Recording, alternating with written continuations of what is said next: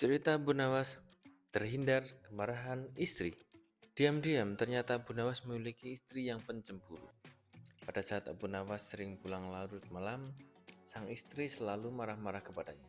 Pada suatu hari Abu Nawas keluar rumah hingga larut malam sekali.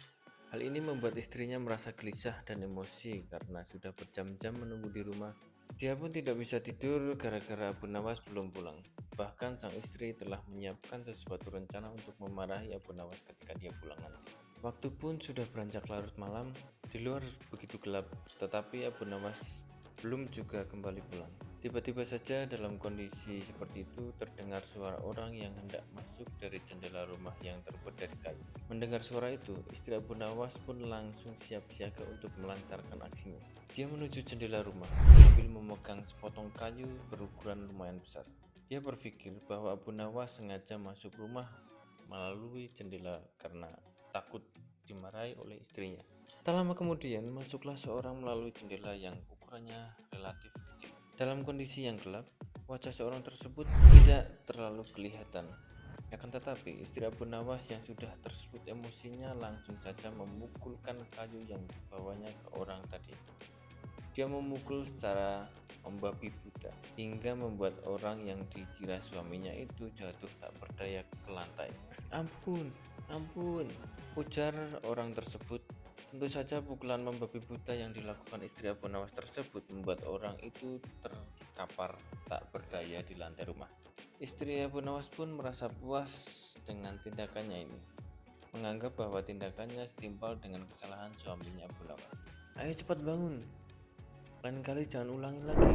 Pulanglah selarut malam ini, kata istri Abu Nawas dengan nada tinggi. Setelah ditunggu beberapa menit, orang tersebut tidak bangkit-bangkit dari pingsannya. Maka istri Abu Nawas mulai penasaran dengan keadaan orang tersebut.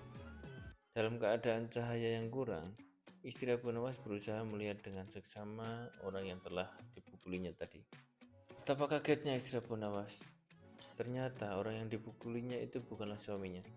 Dia tidak mengenal sama sekali wajah orang yang dipukulinya tadi. Dalam kondisi seperti itu, istri Abu Nawas pun kemudian menyebut orang itu sebagai pencuri. Ia pun kemudian berteriak keras-kerasnya, "Ada pencuri, tolong! Ada pencuri, tolong! Tolong!"